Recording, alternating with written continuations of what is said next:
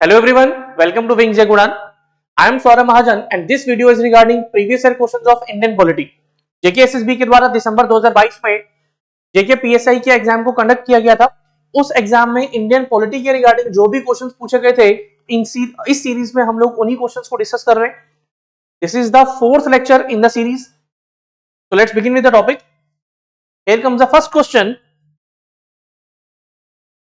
Speaker of the House addresses his or her resignation to whom among the following?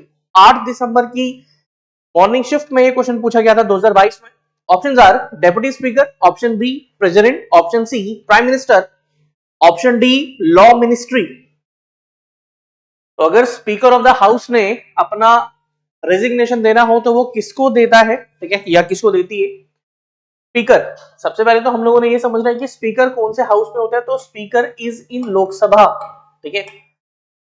Lok Sabha के presiding officer को speaker कहा जाता है। राज्यसभा के प्रिजाइडिंग ऑफिसर होते हैं इंडिया के वाइस प्रेसिडेंट, जिनको राज्यसभा में as the chairman of Rajya Sabha consider किया जाता है। तो स्पीकर ऑफ लोकसभा या ऑफ द हाउस, अगर उन्होंने अपना रेजिग्नेशन देना है तो वो किसको देंगे? अपने से सबऑर्डिनेट को। कहने का मतलब डेप्यूटी स्पीकर को। तो the right answer here is deputy speaker. आप लोग कमेंट्स में मुझे ये बताओ, who is the speaker of Lok Sabha now? Right now India के स्पीकर ऑफ लोकसभा कौन है? So moving next, which type of bill can Council of States approve or give suggestions for change but cannot reject the bill? इनमें से किस bill को council of states approve कर सकती है, सजेशंस दे सकती है, बट उस बिल को वो रिजेक्ट नहीं कर सकती है? अगेन 11 दिसंबर मॉर्निंग शिफ्ट में क्वेश्चन पूछा गया था। Options are money bill, finance bill, financial bill, ordinary bill और कॉन्स्टिट्यूशनल अमेंडमेंट बिल। तो किस प्रकार के बिल को काउंसिल ऑफ स्टेट्स का मतलब है राज्यसभा, तो किस प्रकार के बिल को राज्यसभा अप्रूव कर सकती है, उसके ऊपर अपना सजेशंस दे सकती है, बट उसको रिजेक्ट नहीं कर सकती? Answer is money bill. I hope it is clear. Bills के बारे में अगर हम लोग बात करें तो थोड़ा सा बिल्स के बारे में पढ़ लेते। बिल्स की अगर हम लोग बात करें, we have finance bill, we have money bill, we have constitutional amendment bill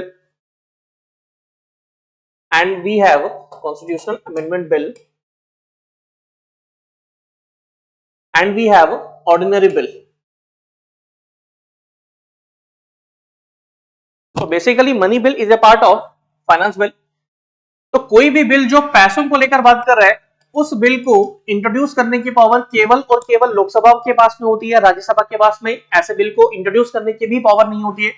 तो बेसिकली मनी बिल और फाइनेंस बिल, ये दोनों के दोनों बिल्स इंट्रोड्यूस किए जा सकते हैं, केवल लोकसभा में, राज्यसभा में इंट्रोड्यूस नहीं किए जा सकते। तो the speaker of Lok Sabha decides कि वो बिल फाइनेंस बिल है या मनी बिल है। 7 पैरामीटर्स ऐसे हैं जो एक मनी बिल को फाइनेंस बिल से सेपरेट करते हैं। अगर स्पीकर ने डिसाइड किया कि ये बिल फाइनेंस बिल की कैटेगरी का है, तो लोकसभा से पारित होने के बाद में वो बिल राज्यसभा के पास चले जाते हैं। राज्यसभा उस बिल को पास कर सकती है, उस बिल को रिजेक्ट कर सकती है, या उस बिल को अपने पास में रख सकती है। इन केस ऑफ डेडलॉक, इस केस में ज्वाइंट सिटिंग पॉसिबल होती है। तो joint sitting is possible in case of finance bill. But अगर मनी बिल का केस आ गया, कहने का मतलब स्पीकर ने यह डिसाइड किया कि यह बिल मनी बिल की कैटेगरी का है, तो लोकसभा से पारित होने के बाद में अगर बिल राज्यसभा के पास में चला जाता है, तो राज्यसभा उस बिल को पास कर सकती है, उस बिल को रिजेक्ट कर सकती है, या उस बिल को अपने पास भी रख सकती है। अगर राज्यसभा ने उसको पास किया तो वो पास, अगर राज्यसभा ने उसको रिजेक्ट किया तो भी वो पास ही माना जाता है। अगर उसने उसको अपने पास में रखा हुआ है तो मैक्सिमम 14 दिन तक वो उसको अपने पास में रख सकती है। On 15th day it is assumed कि राज्यसभा उस बिल को भी पास कर चुके हैं। तो कहने का मतलब इन case of money bill Rajya Sabha के पास में एज सच कोई भी पावर नहीं है। दैट्स व्हाई इस केस में जॉइंट सिटिंग भी पॉसिबल नहीं होती। Joint sitting is not possible to resolve deadlock. Ordinary bill की अगर हम लोग बात करें, it can be introduced in either house, ये किसी भी हाउस में इंट्रोड्यूस किया जा सकता है और दोनों हाउस की सिंपल मेजॉरिटी के साथ में ये बिल पारित होना चाहिए और इस केस में भी जॉइंट सिटिंग पॉसिबल होती है। Constitution amendment bill, it comes under article 368। Money bill की अगर हम लोग बात करें, it comes under article 110। Finance bill, it comes under article 117। और अगर हम लोग बात करें एनुअल फाइनेंशियल स्टेटमेंट की, दैट इज बजट, 1 फेब को बजट पेश किया जाता है, एनुअल फाइनेंशियल स्टेटमेंट, तो it comes under article 112 which itself is a part of money bill also. ठीक है, ध्यान रखना जितने भी मनी बिल्स होते हैं वो सबके सब फाइनेंस बिल्स होते हैं, बट जितने भी फाइनेंस बिल्स होते हैं वो सबके सब मनी बिल्स नहीं होते हैं। ठीक है, सभी फाइनेंस बिल्स मनी बिल नहीं होते, बट सभी मनी बिल्स फाइनेंस बिल्स होते हैं। कॉन्स्टिट्यूशन अमेंडमेंट बिल भी किसी भी हाउस में इंट्रोड्यूस किया जा सकता है, can be introduced in either house. दोनों हाउसेस की स्पेशल मेजॉरिटी के साथ में ये बिल पारित होना चाहिए और इस केस में भी जॉइंट सेटिंग पॉसिबल नहीं है। ठीक है, joint setting is not possible to resolve deadlock. तो दो केसेस में जॉइंट सेटिंग पॉसिबल होती है, ऑर्डिनरी बिल के केस में और फाइनेंस बिल के केस में। दो के केस में नहीं होती है, मनी बिल के केस में जॉइंट सेटिंग पॉसिबल नहीं और कॉन्स्टिट्यूशन अमेंडमेंट बिल के केस में भी नहीं है। सो the right answer for this question is money bill. I hope it is clear. ऐसे कई सारे क्वेश्चंस आप लोगों से पूछे जाते हैं। तो moving next, next question is which among the following is the correct designation of Hindi in India? Hindi भाषा का करेक्ट डेजिग्नेशन क्या है भारत में? ऑप्शंस आर नेशनल लैंग्वेज है ये भारत की, option B language of communication between states and centre, option C the official language of the union of India, option D official and national language of India. कई बार आप लोगों ने देखा होगा कि न्यूज में इस प्रकार की डिबेट चलती रहती है, तो आज ये question at least examination point of view से आप लोगों के लिए क्लियर हो जाएगा कि हिंदी का स्टेटस क्या है। आप लोगों ने कमेंट्स में मुझे ये बताना है कि जो हिंदी दिवस है ये भारत में कौन से डे को सेलिब्रेट किया जाता है। ठीक है, हिंदी दिवस कब सेलिब्रेट किया जाता है ये आप लोगों ने मुझे कमेंट्स में बताना है। तो हिंदी का जो करेक्ट डेजिग्नेशन है भारत में, it is the official language of the union of India. ठीक है, this is the right answer. So moving next,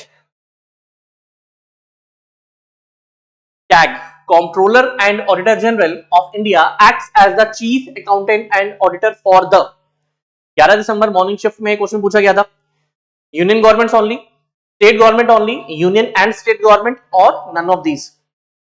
CAG acts as the Chief Accountant and Auditor for, CAG act करता है chief accountant and auditor किसके लिए? सिर्फ union government के लिए, सिर्फ स्टेट गवर्नमेंट के लिए, राज्यों के लिए, राज्य सरकारों के लिए, या थर्ड ऑप्शन दिया हुआ है सेंटर और स्टेट, मतलब कि यूनियन एंड स्टेट दोनों के लिए, या फिर इनमें से किसी के लिए भी नहीं। तो the right answer is union and state, दोनों के लिए जो कैग होता है वो एक्ट करता है as the chief accountant and auditor. आप लोगों ने कमेंट्स में मुझे ये बता रहे हैं that who is the present CAG of India. India के प्रेजेंट कैग कौन है? Controller and auditor general India के राइट नाउ कौन है?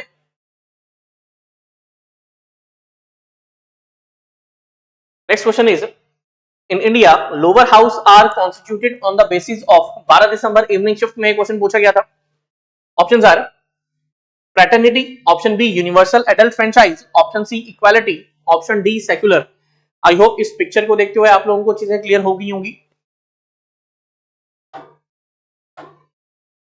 तो बात की जा रही है किसकी? लोअर हाउस की। लोअर हाउस किसको बोलते हैं? लोअर हाउस बोलते हैं हाउस ऑफ पीपल को।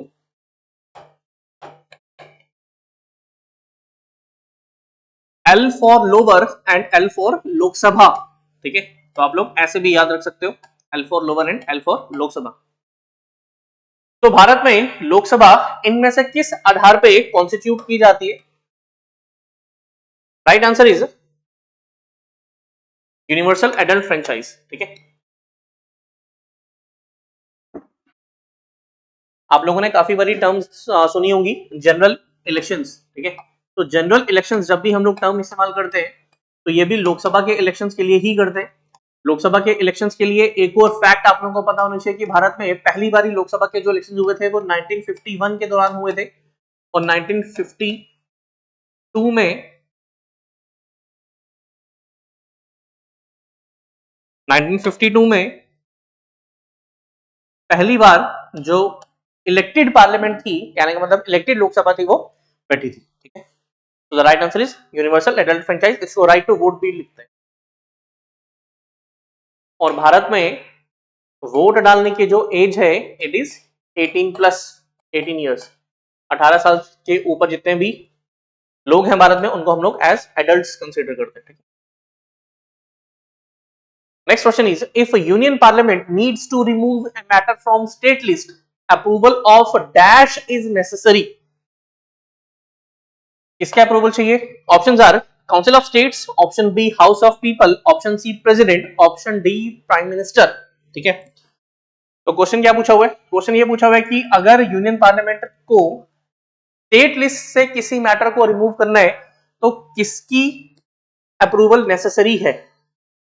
काउंसिल ऑफ स्टेट्स का मतलब होता है राज्यसभा,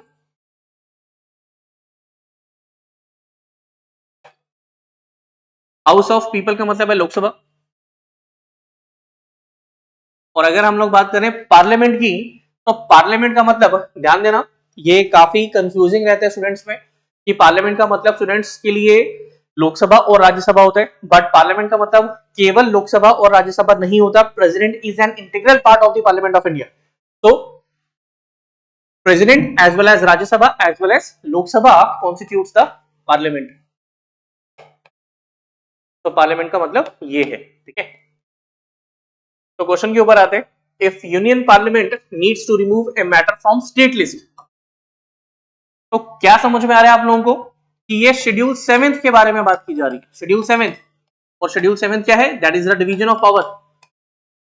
डिवीजन ऑफ पावर मतलब जहां पे हम लोगों को 3 प्रकार की लिस्ट देखने को मिलती है। One is union list. कुछ ऐसे सब्जेक्ट्स यूनियन लिस्ट में मेंशन किए जाते हैं जिनके ऊपर लॉ बनाने का अधिकार केवल और केवल पार्लियामेंट के पास में होता है। Then comes the state list.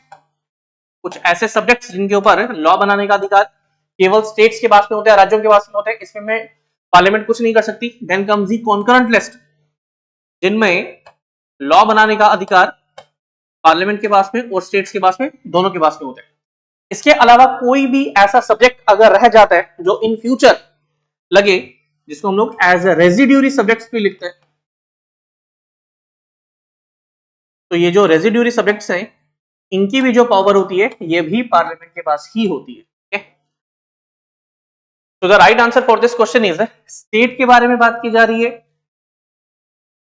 और मैटर को रिमूव भी स्टेट लिस्ट से करना है। आई होप आप लोगों को यहां पे भी स्टेट दिख रहे हैं। Right answer is option number A, council of states. Council of states is the right answer for this question. Moving next, this is the schedule 7th, जहां पे हम लोगों को यूनियन लिस्ट देखने को मिल रही है। Here is the state list and here is the concurrent list. Concurrent list में कुछ ऐसे सब्जेक्ट्स जिनकी पावर दोनों के पास में होती है, पार्लियामेंट के पास भी और स्टेट्स के पास भी होती है। ठीक है, I hope it is clear.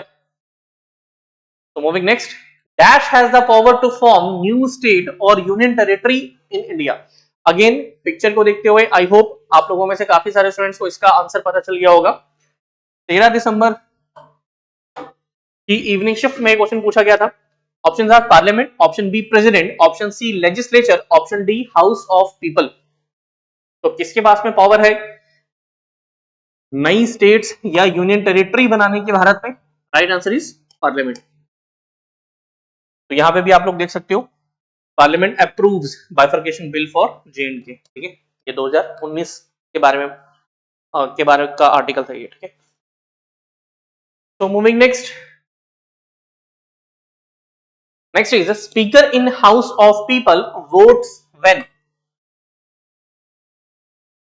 जो हाउस ऑफ पीपल है, कहने का मतलब लोकसभा जो है उसका जो प्रिजाइडिंग ऑफिसर है जिसको स्पीकर कहा जाता है, वो कब वोट करता है? ठीक है, क्वेश्चन ये पूछा जा रहा है कि वो कब वोट करता है।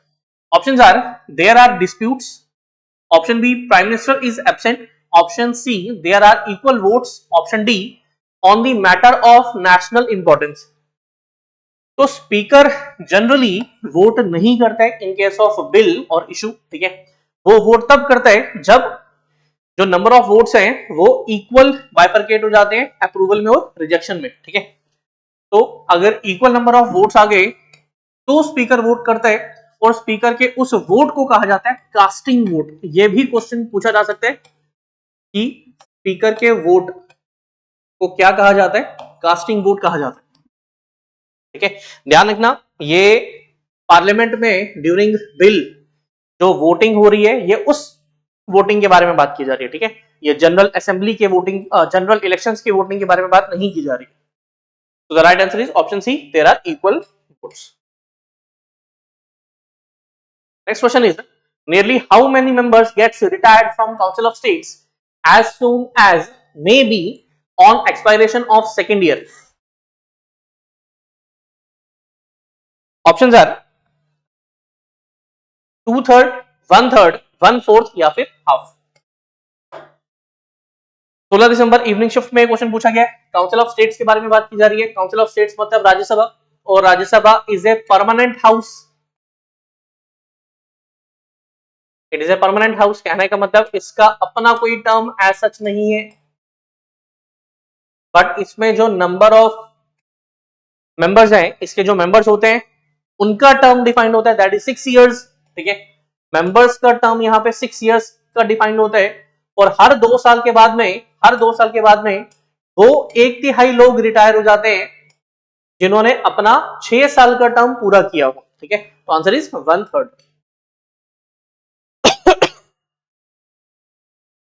मूविंग नेक्स्ट,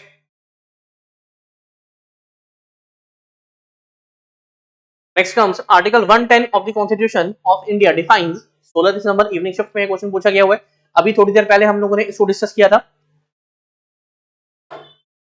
आर्टिकल 110 किसके बारे में बात करते हैं, मनी बिल के बारे में बात करते हैं, ठीक है। सी इमरजेंसी प्रोविजंस के बारे में हम लोगों ने लास्ट क्लास में डिस्कस किया था। Article 352 national emergency, article 356 state emergency,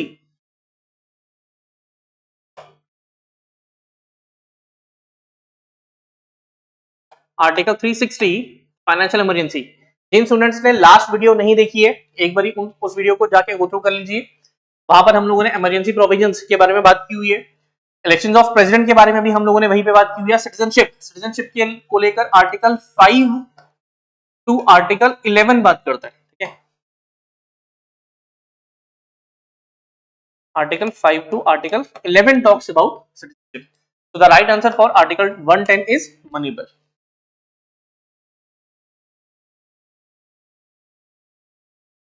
Moving next, the members in House of People from Union Territories shall not exceed by. Options are 530, option B 12, option C 238, option D 20. ध्यान देना, जितने भी option यहाँ पर दिए हुए हैं इनका कोई ना कोई रेलेवेंस हमारे लोकसभा से या राज्यसभा से है, ठीक है। तो देखते हैं क्या इसका सही जवाब है। अगर हम लोग बात करें हाउस ऑफ पीपल की, कहने का मतलब लोकसभा की, तो लोकसभा की टोटल स्ट्रेंथ जो हो सकती है वो हो सकती है 550, 552 नहीं है। 2 एंग्लो इंडियंस की जो नॉमिनेशन थी अब वो नहीं है। राष्ट्रपति के पास में केवल 12 मेंबर्स की नॉमिनेशन राज्यसभा की रहती है। लोकसभा में कोई भी मेंबर अब नॉमिनेट नहीं किया जा सकता। तो टोटल स्ट्रेंथ हो सकती है 550। प्रेजेंट स्ट्रेंथ जो है इट इज 543, और इस 550 में से 530 जो लोग इलेक्टेड होते हैं ये स्टेट्स के द्वारा इलेक्ट किए जाते हैं, और जो 20 लोग इलेक्ट किए जाते हैं वो यूनियन टेरिटरीज के द्वारा इलेक्ट किए जाते हैं। तो यही क्वेश्चन में पूछा हुआ है कि यूनियन टेरिटरीज में कितने से ज्यादा लोग इलेक्ट नहीं किए जा सकते, आंसर इज 20। अगर स्टेट को लेकर पूछा होता, मतलब कि इस ऑप्शन यूनियन टेरिटरीज की जगह पे स्टेट्स होता, तो फिर आंसर जाता 530। 238 और 12 वाले ऑप्शन को भी देख लेते हैं। राज्यसभा की अगर हम लोग बात करें तो राज्यसभा की टोटल स्ट्रेंथ हो सकती है 250, जिसमें से 238 लोग इलेक्टेड होते हैं इसके द्वारा, या स्टेट्स लेजिस्लेटिव असेंबलीज के द्वारा इलेक्ट किए जाते हैं, और 12 लोगों की नॉमिनेशन होती है, जो अभी हम लोगों ने बात की थी कि प्रेसिडेंट इनको नॉमिनेट कर सकते हैं, ठीक है। पर जो इसकी प्रेजेंट स्ट्रेंथ है वो कितनी है, वो है 245। आई होप आप लोगों को चीजें समझ में आ रही है, ठीक है। तो 238 और 12, ये 238 क्या है, इलेक्टेड मेंबर्स ऑफ राज्यसभा, और 12 क्या है, नॉमिनेटेड मेंबर्स ऑफ राज्यसभा, ठीक है।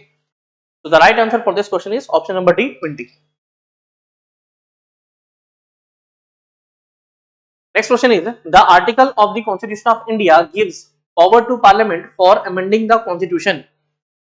कौन सा आर्टिकल है भारतीय संविधान का जो पार्लियामेंट को एम्पावर करता है टू अमेंड द कॉन्स्टिट्यूशन? हम लोग एक से जानते हैं कि पार्लियामेंट के पास में ये पावर होती है कॉन्स्टिट्यूशन को अमेंड करने की थ्रू कॉन्स्टिट्यूशनल अमेंडमेंट बिल, ठीक है। उसी के बारे में बात की जा रही है। थोड़ी देर पहले हम लोगों ने उसके आर्टिकल को भी डिस्कस किया था। राइट आंसर इज, आप लोग देख सकते हो, आर्टिकल 368, 348, 358, 368, 378 ऑप्शन में दिया हुआ है। तो the right answer is article 368। Next question is, how many days prior notice has to be sent before initiating removal of Speaker of House of People through majority of votes on resolution for the same? कितने दिन पहले notice दिया जाता है अगर हम लोगों को स्पीकर ऑफ हाउस को हटाना है, ठीक है। ऑप्शंस आर 20, कहने का मतलब 20 दिन पहले नोटिस दिया जाता है, 60 डेज, 14 डेज या 7 days. So the right answer for this is option C, 14 days. कम से कम 14 दिन पहले उनको नोटिफाई किया जाता है।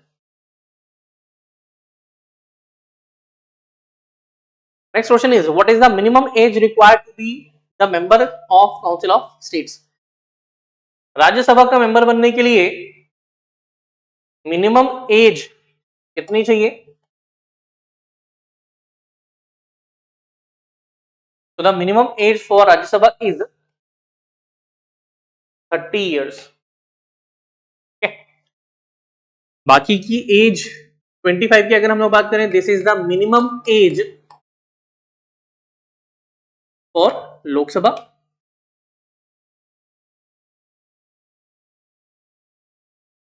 थर्टी फाइव की अगर हम लोग बात करें, this is the minimum age for president as well as the vice president, ठीक है। 20 किसी के लिए नहीं चाहिए, मिनिमम 21 चाहिए, वो भी लोकल गवर्नमेंट्स के लिए चाहिए, ठीक है। So the right answer is 30 years. Option A, 30 years. Next is Criminal Procedures Identification Bill 2022 seeks to replace which act? 17 दिसंबर 2022 में मॉर्निंग शिफ्ट में क्वेश्चन पूछा गया था। Options are the official secrets act 1923, option B identification of prisoners act 1920, option C identification of criminals act 1932, option D the Commissions of Inquiry Act 1952. So the right answer for this is option B, Identification of Prisoners Act 1920. So moving next, a money bill is not introduced in, अभी थोड़ी देर पहले हम लोगों ने इस question को discuss किया था। 18 दिसंबर इवनिंग शिफ्ट में क्वेश्चन पूछा गया था। तो options are house of people मतलब लोकसभा, काउंसिल ऑफ स्टेट्स मतलब राज्यसभा, प्लानिंग कमीशन या end of financial year. Money bill कहां पे इंट्रोड्यूस नहीं किया जा सकता? Right answer for this is council of states. ये काउंसिल ऑफ स्टेट्स में इंट्रोड्यूस नहीं किया जा सकता।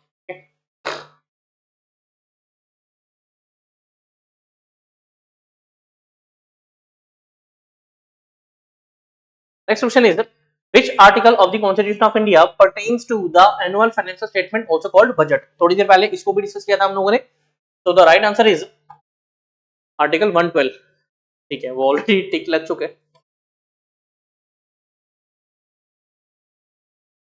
Next question is, which of the following is true about Mission Amrit Sarovar launched by the Prime Minister?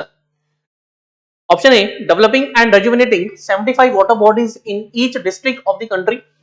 Option B, developing and rejuvenating all water bodies in each district of the country. Option C, the mission was launched in 2021. Option D, it is a part of Clean Ganga mission. तो mission Amrit Sarovar जो कि prime minister के द्वारा launch किया गया, वो किसके लिए था? वो था option number A 75 water bodies in each district of the country को डेवलप करने के लिए। ठीक है, तो option A is the right answer. Next is who presides over the sitting of house of people. I hope आप लोगों में से अब कई सारे स्टूडेंट्स इस क्वेश्चन का जवाब दे पाएंगे। Do comments below. Question number 19 का सही जवाब क्या है? Options are the vice president, the chief justice of India, the speaker, the president. House of people कहने का मतलब लोकसभा के बारे में बात की जा रही है। Right answer is the speaker, option C is the right answer. तो moving next question is who has the power to prorogue the Lok Sabha. तो पार्लियामेंट्री टर्मिनोलॉजी की ये एक टर्म है प्रोरोगेशन। ठीक है, वहां से ये वर्ड प्रोरोग डिराइव्ड है। किसके पास में पावर होती है कि वो प्रोरोगेशन कर पाए? Options are speaker, prime minister, the minister for parliamentary affairs, option D the president.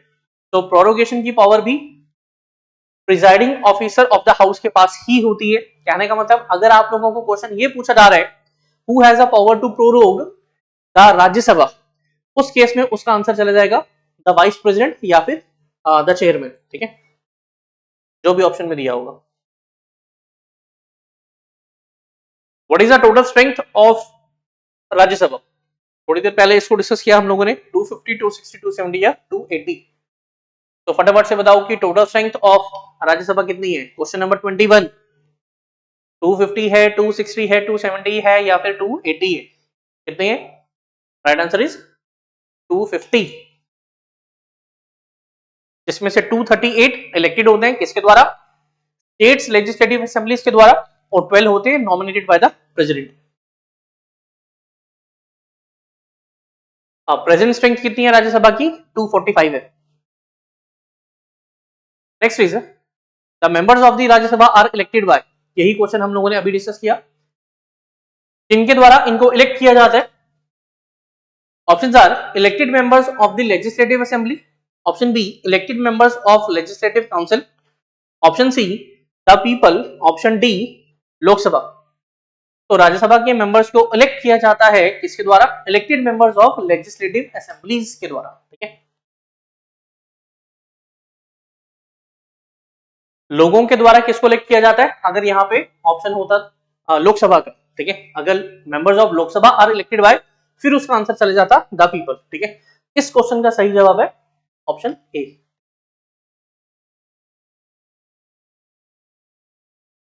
Next is which of the following statements about a money bill is not correct. सी क्वेश्चन में उन्होंने not की category वाला question दिया हुआ है, तो एक बारी चारों ऑप्शंस पढ़ लेना ध्यान से। Options are a money bill can be tabled in either house of parliament, ये स्टेटमेंट गलत है, वो तो केवल लोकसभा में ही इंट्रोड्यूस किया जा सकता है। Next option is the speaker of Lok Sabha is a final authority to decide whether a bill is money bill और नॉट। ये स्टेटमेंट सही स्टेटमेंट है।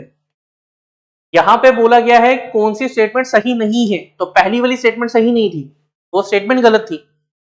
Next is the Rajya Sabha must return a money bill pass by the Lok Sabha and send it for reconsideration with in 14 days. 14 दिन वो अपने पास में रख सकता है, इसी के बारे में बात की जा रही है ऑप्शन सी में। Next is the president can not return a money bill to the Lok Sabha for reconsideration. ये स्टेटमेंट भी सही है। प्रेसिडेंट एक बिल को मैक्सिमम एक ही बार ही रिजेक्ट कर सकता है, प्रोवाइडेड वो बिल मनी बिल नहीं होना चाहिए। तो मनी बिल के केस में प्रेसिडेंट एक भी बारी बिल को रिजेक्ट नहीं कर सकता। ठीक है, उसके पास में कोई पावर नहीं होती है मनी बिल को रिजेक्ट करने की। सो the right answer is option A. Option A is the right answer.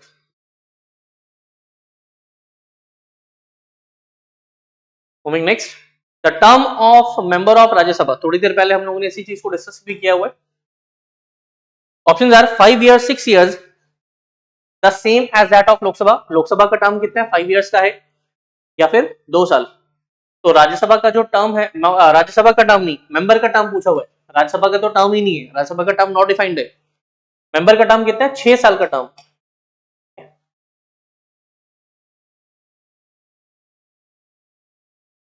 What is the maximum gap permissible between two sessions of parliament. हाँ, तो इसको एक बार थोड़ा सा डिस्कस कर लेते हैं। इंडियन पार्लियामेंट की अगर हम लोग बात करें तो पार्लियामेंट में हम लोगों को 2 सेशंस देखने को मिलते हैं, ठीक है, सॉरी 3 सेशंस देखने को मिलते हैं। यहाँ पे 2 सेशंस के बीच के गैप के बारे में बात की जा रही है। कौन कौन से सेशंस है आप लोग शॉर्टकट में याद रख सकते हो, BMW के through. We have budget session, monsoon session and winter session, ठीक है। तो budget session is from Feb and it goes up to April और मई।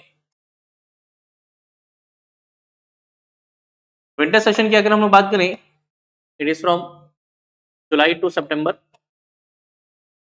एंड विंटर सेशन की अगर हम लोग बात करें it is from November to December. तो कंजिक्यूटिव किसी भी 2 सेशंस के बीच में 6 महीने से ज्यादा का गैप नहीं हो सकता। तो the right answer is 6 months. Maximum gap कितना हो सकता है, 6 महीने। 6 महीने से ज्यादा का गैप नहीं हो सकता। विंटर सेशन के बाद में क्या आ जाएगा, विंटर सेशन के बाद में अगले साल का बजट सेशन आ जाएगा। तो the right answer is option C. Next is a money bill can be introduced in either house of parliament, गलत है। ओनली काउंसिल ऑफ स्टेट्स, ये भी गलत है। C only house of people, ये सही। राइट आंसर इज ऑप्शन सी।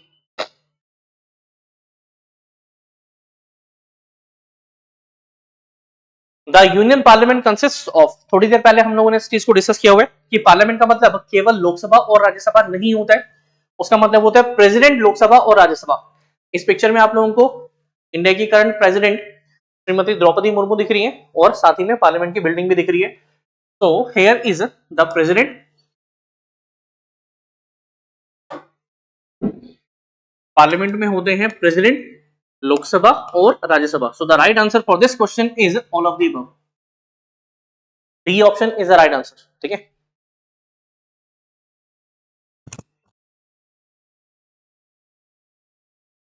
तो that's all for today's lecture. I hope आप लोगों को लेक्चर समझ में आया हुआ है। किसी को कोई भी डाउट्स हो do comment below, we will definitely respond to them. Thank you.